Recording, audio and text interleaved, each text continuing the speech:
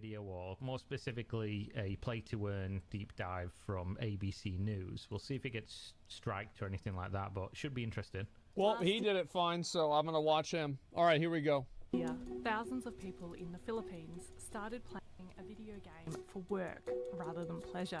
Yes, they did. The game, called Axie Infinity, incorporates blockchain technology. I'm going to go ahead and just go back a little bit, because just so you guys can hear it. From ABC News. We'll see if it gets striked or anything like that, but it should be interesting. Hopefully this should be good, Last guys. year, thousands of people in the Philippines started playing a video game for work rather than pleasure. Yes, they The did. game, called Axie Infinity, incorporates Yes, they blockchain did. technology, I meaning can't believe these morons over there are so fucking slow about this. I was playing video games for money in Diablo 3 Real Money Auction House. It took them 10 fucking years to catch up. This is embarrassing. tokens players amass in the game can be exchanged for real currency. Wow. It's what's known as a play-to-earn game. I Yep. decided to play Axie Infinity because, you know, I need money, like It's that extra simple. income as a student.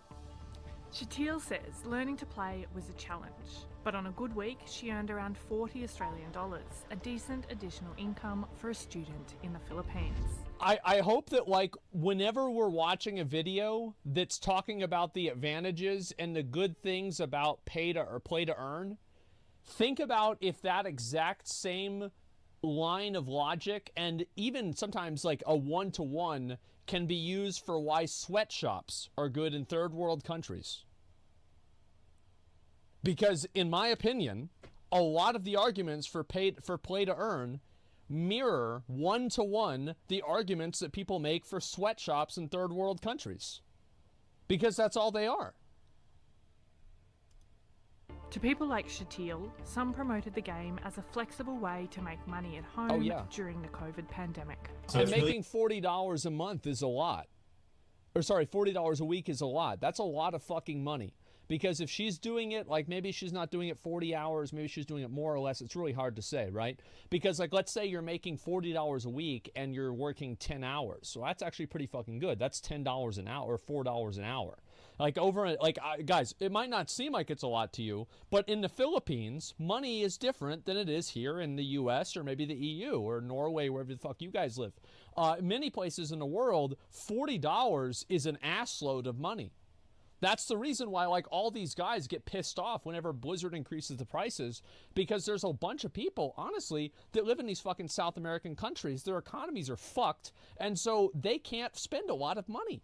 And whenever there's like a $2 price increase, this is actually for them, it's like a $10 or a $20 price increase comparatively for us. It sucks. And it's like it's region pricing. It is regionally priced, but at the same time, sometimes it's not. And then also sometimes the regional prices go up too.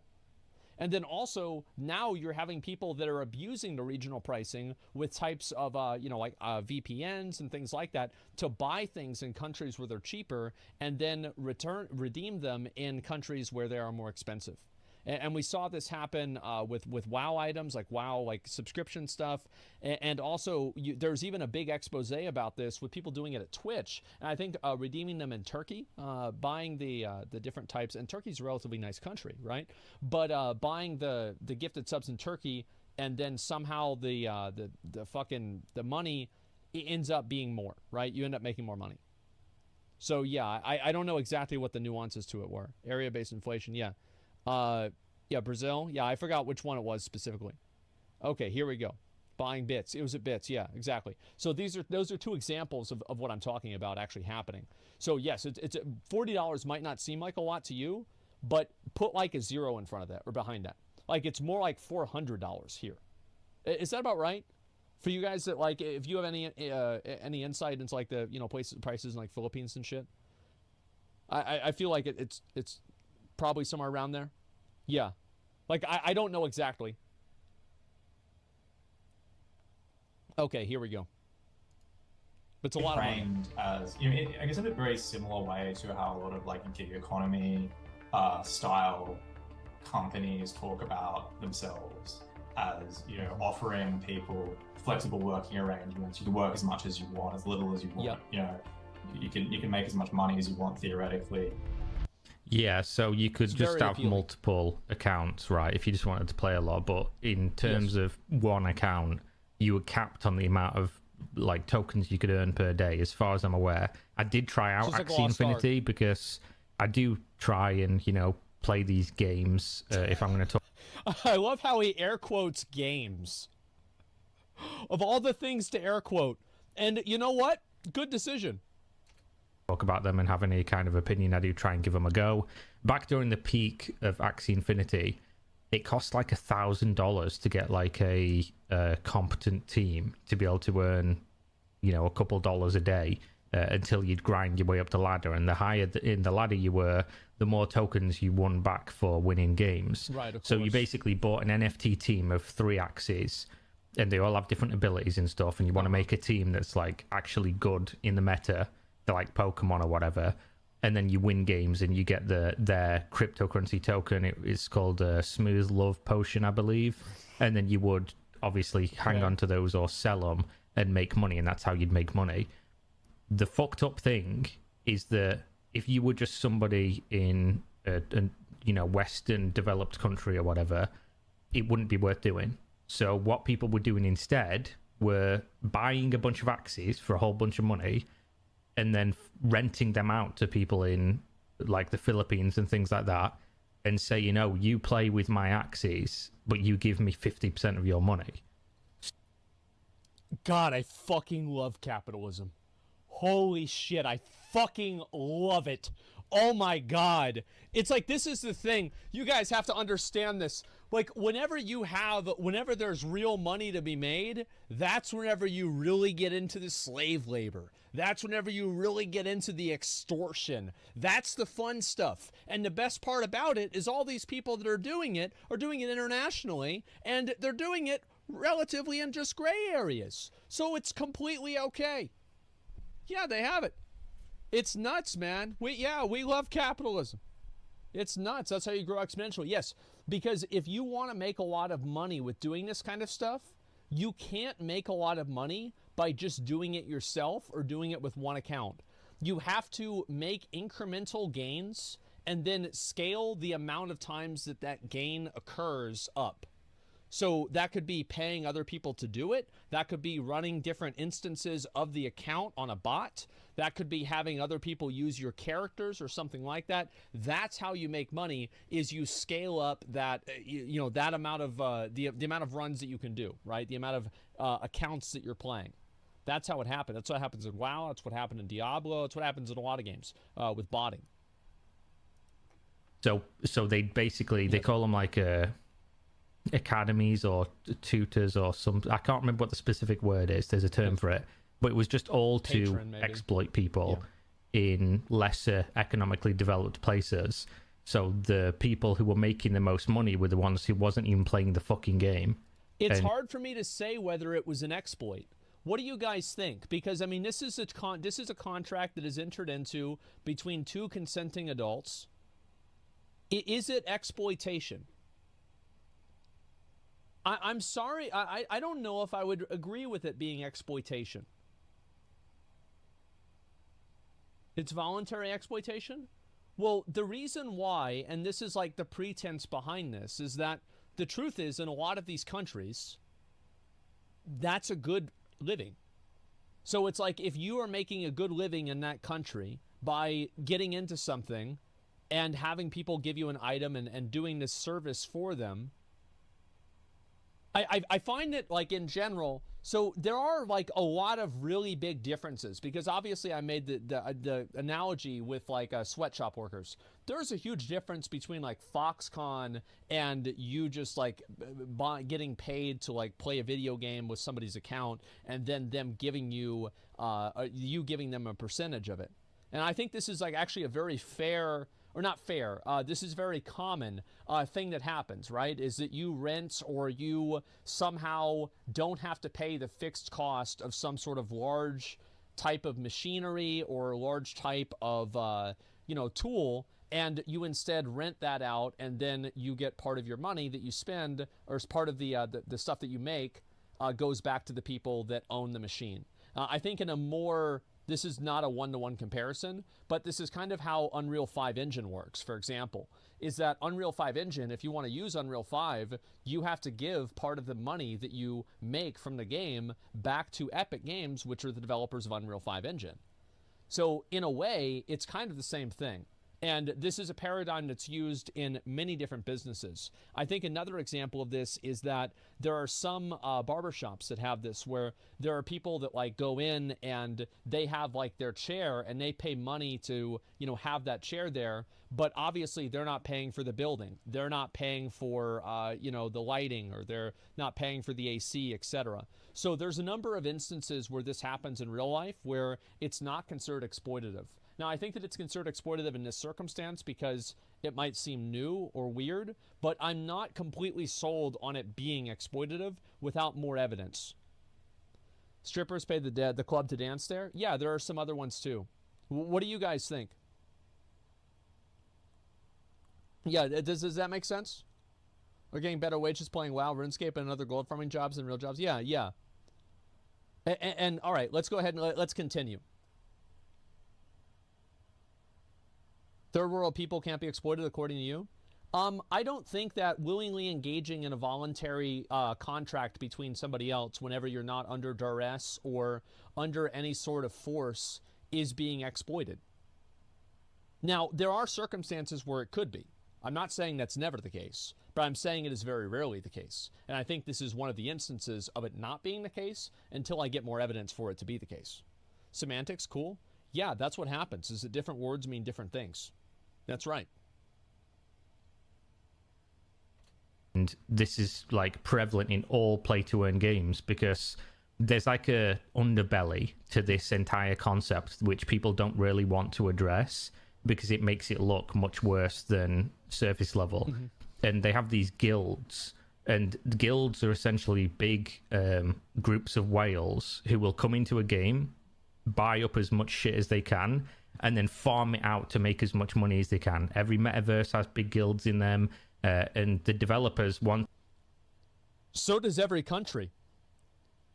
We just call it an oligarchy in real life. As I said, there's a lot of reasons. Whenever you go and you look at these, corporations, it's BlackRock in the...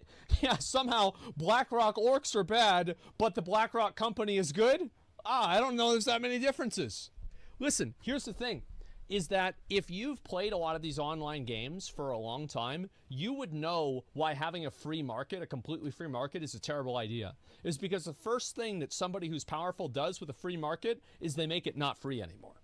And then after that, then they make the money. To keep the guilds on their side. Mm-hmm. So they make changes to placate the guilds, because if they lose the guilds, if they quit the game, the vast majority of the volume of ways for people in like the Philippines to interact with things like this go away. Mm-hmm. As does obviously all these big whale accounts that just start dumping things and fucking ruin the entire economy in the game. This is obviously a long way of saying that Axie Infinity was essentially the proof of concept that play to earn, at least in the way they did it, fundamentally doesn't work, because almost nobody's playing this game in the same way anymore. The NFTs drop down to like dollars each.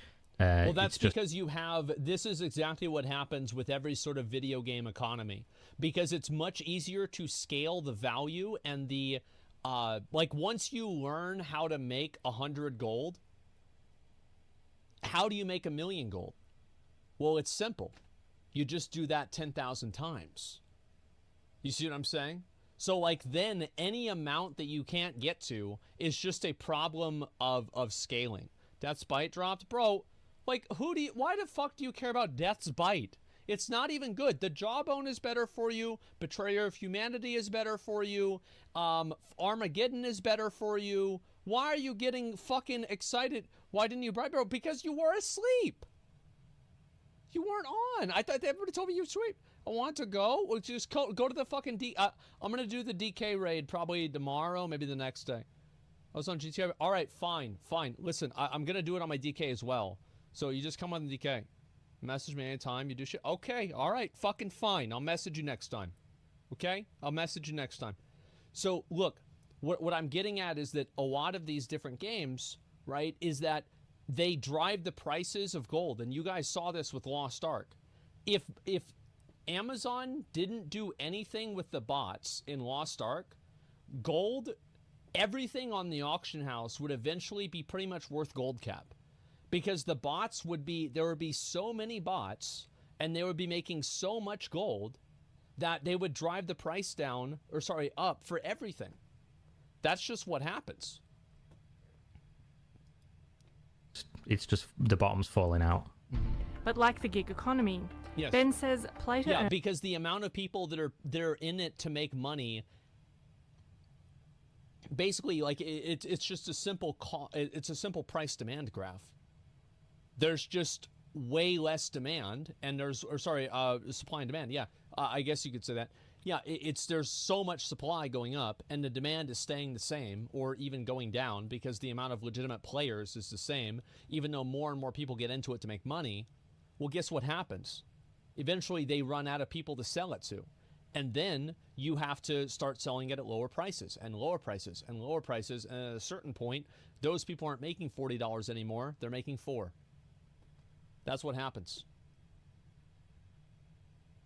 So you're saying that a few things don't involve explicit threats of violence can count as exploitation, but can't bargaining power be severely tilted in one direction by subsidies and government privileges? So what looks like a voluntary contract is only possible, coercively excluding competitors? Yeah, I think there's a lot of instances where that could happen, but I don't think this is one of them. Like, everything has to be looked at individually. You can't just look at, say, like, never or always. I don't think that... I haven't seen sufficient evidence to view this as exploitative yet.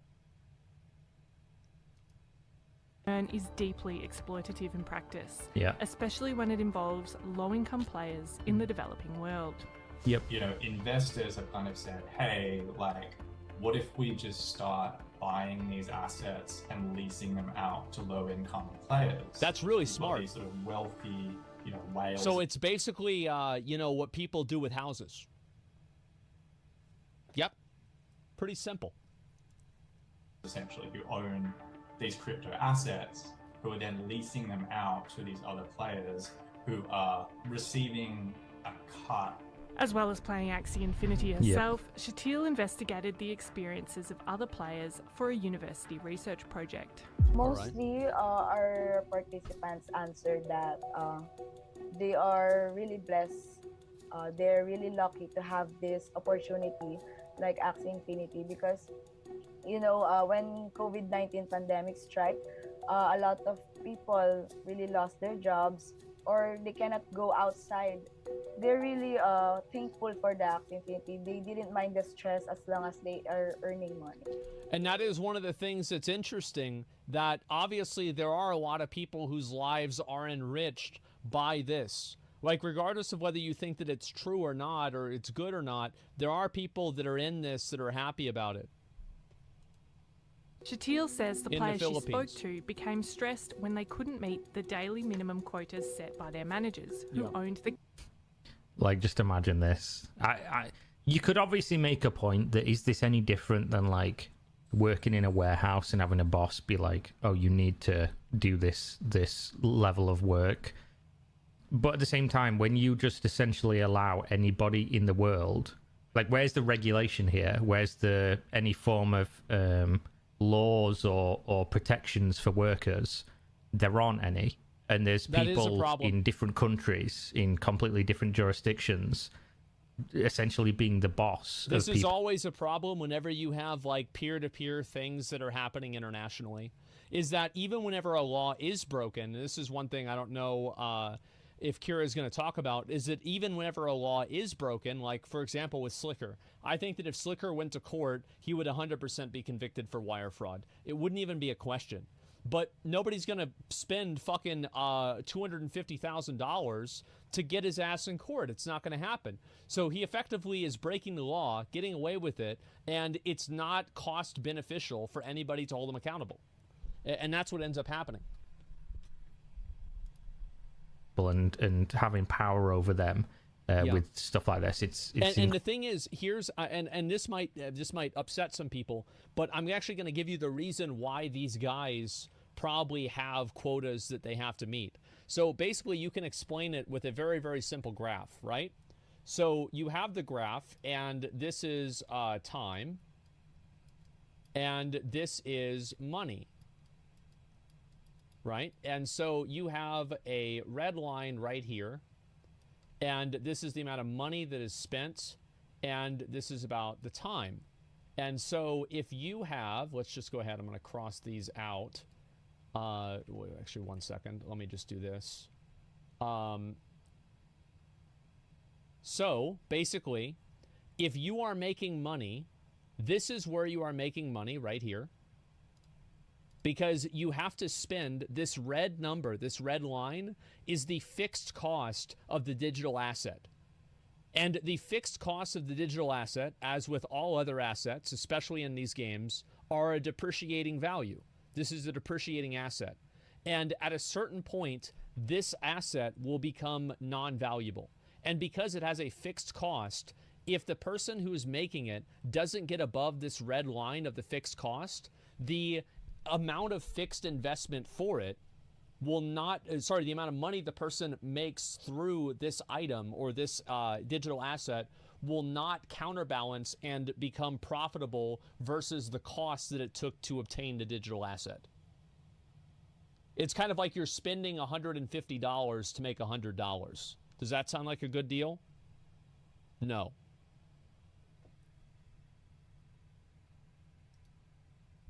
It's the same graph I've showed you guys with botting before. And I explained how it makes to